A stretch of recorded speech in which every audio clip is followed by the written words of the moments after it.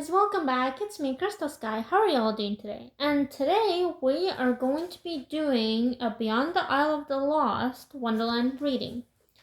Yesterday I skipped the reading and I'm very sorry about that. I was just very busy. But last time we read page 31 to page 40. Today we're going to be reading page 41 to page 50.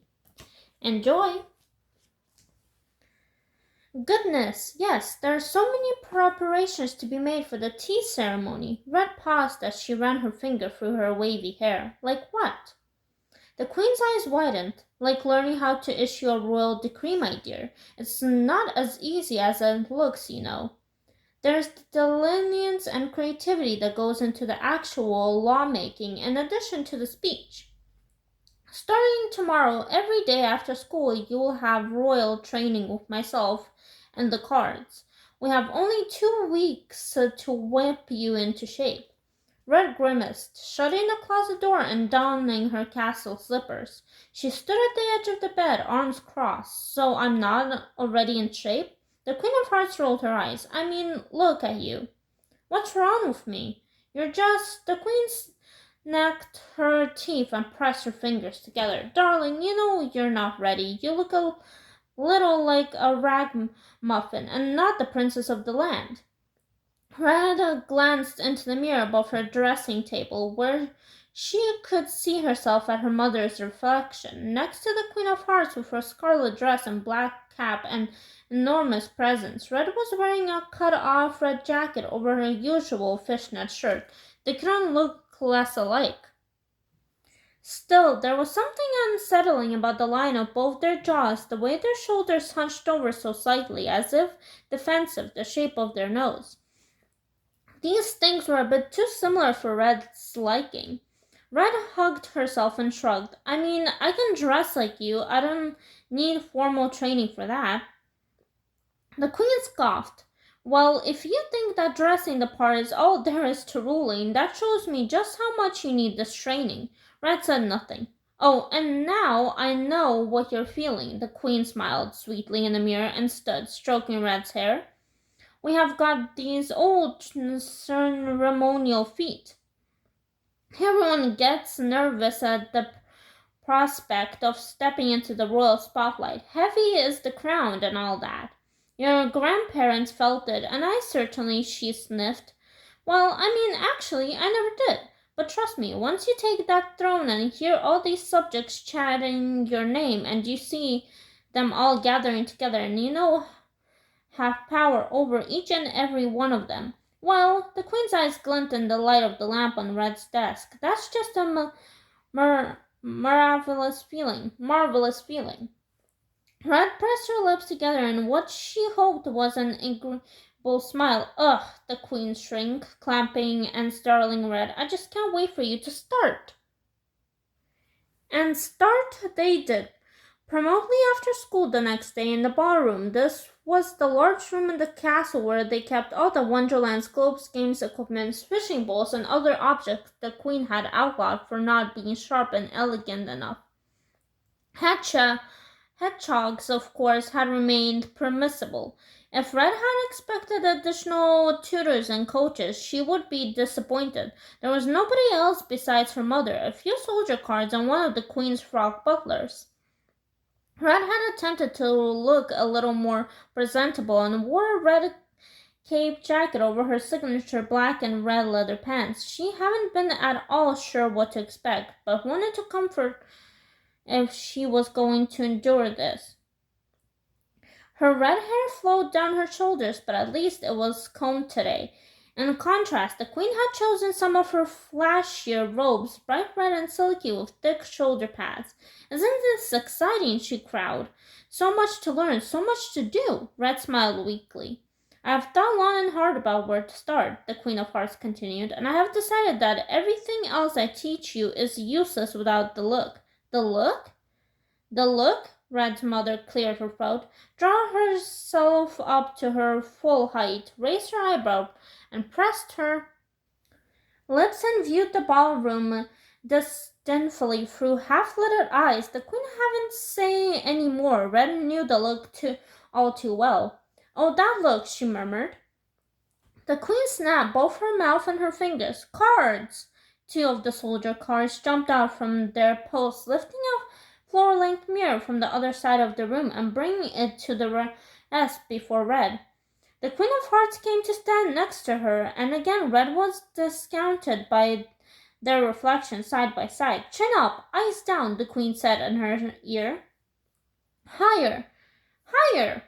Act as if you couldn't possibly care less, because caring about others gives them power over you. Carelessness, that's what puts the power back in your hands." Red took a breath and did her best. She winced, knowing her face was that of someone who did care. Of course she cared that everyone was afraid to be friends with her, and she didn't want to just be like her mother. She wanted a life of her own. What didn't Red care about? Giving this royal decree and having the silly tea ceremony. "There it is," the Queen of Hearts said at the very moment that the thought entered Red's head. "Hold it, just like that. Now, the look should be filtered through the rest of our training. Remember exactly how you're feeling right now and carry that with you." Red felt she could have a hard time forgetting it. Chapter 7, Breaking Out. Royal training ran over an hour, and Red was exhausted by the end. In addition to the look, they practiced outlaw design and more particularly table setting. Now Red recklessly stared down the evening's homework, which Haven had no choice to do. She was dwelling in the merge of a worksheet on riddles, trying to decipher a particular tough clue when something hit the sill of her open window. Red jumped, knocking her books off the desk. Her bedroom was in the highest tower of the castle. As she stood frozen, she heard rustling and the sound of whispers. Red grabbed the spare croquet mallet from her closet and held it over her shoulder like a basketball bat. She tiptoed over to the sill just as another object sailed past her head and into the room. It was a shoe, a rather muddy one. Red snatched it up and squished into the darkness outside the window, croquet mallet at the ready. Whatever she expected to see, it certainly wasn't Chester and another boy whom Red didn't recognize, clinging for dear life to the thick ivy that grew over the tower next to Red's room. "I'm going to need that back," Chester said, nodding at the shoe. "What the clubs are you doing here?" Red hissed. Chester grinned at his signature grin. "Told ye I would show you how to break out. Well, here we are." "Who's we? Who's that?" "Oh, that's Ace," Chester said. "Homeschooled friend." The boy below him waved a hand, half-shrouded in ivy and darkness. Red shook her head and dropped the shoe on the windowsill. "This is not a good idea." "It so is. Ace and I climbed all the way up here, and for the most part it's—" He shook the branch of the ivy on which he stood. "Pretty sturdy. Someone's going to see you." "Then we would better hurry." He smiled at her wickedly and stared down with the other boy in his soaking feet. Red guessed his other shoe had fallen somewhere below. She groaned, glancing back at her bedroom door and then to the unfinished homework. Her mother was probably already in for the night, doing her daily informations. "Everyone thinks you're the best. You have powers over all of Wonderland. Heart-shaped hairstyles are varying this season and every season." Red had snuck out many times, but never with other people. She would always been alone. She tied Chester's lace in a loop, hanged the shoe over her wrist, and climbed onto the windowsill. The ivy-covered tower was only a foot or two away, but such a wide gap felt like a long distance to cross. There were other ways out of the castle, secret passageways that Red had used before for the purpose of avoiding her mother that didn't risk a fall to her death. But she didn't think Chester would appreciate hearing about these now. Red glanced down, which was a terrible mistake. The hedge maze seemed to wrap before her eyes. She could just make out the cave-like entrance to the castle's underground tunnel system next to it. Rumors had it that the tunnels were once used for seamless deliveries. during balls and tea parties. Now the cavern was abandoned with murky rainwater and cobwebs. It seemed to be spinning. Red grabbed the side of the window for support. It's okay, Chester whispered the elf from somewhere beneath her. You can make it, no problem. What if I miss? Red snapped. It's not like you can catch me. Well, we will cross that bridge when we come to it. Come on, I'll count you down. Red closed her eyes and took a deep breath of the night air. There, Chester called. 2, 1, and she jumped. Her first attempt at balcony parkour gracefully and flat-footed, and in a matter of a few seconds, she was safely on her way to the ground with the rest of them. Chester offered his hand, and she jumped the last few feet. I did it, she whispered, heart thrashing in her chest. She felt very giddy. You did, Chester smiled, took his shoe back, and turned to the other boy. His hair was jet black and curly, and maybe it was the adrenaline still coursing through Red's veins, but his hazel eyes seemed to sparkle in the soft light spilling from the castle's windows. Red, meet Ace. He's always up for a little fun, so I thought he would be a good influence. You handled the vine like a pro, he said, grinning and shaking Red's hand. As he did, a few playing cards slipped out of his sleeve. Whoops, he said. These are for later. Ace is a bit of a card shark, Chester winked. Nice to meet you, Red said breathlessly, suddenly considerate of her flyaway hair and rigid leather jacket. What if her mom was right and she did look like a rug muffin? She smoothed them back down and plunged an ivy leaf from her braid. How on earth did you get through the maze?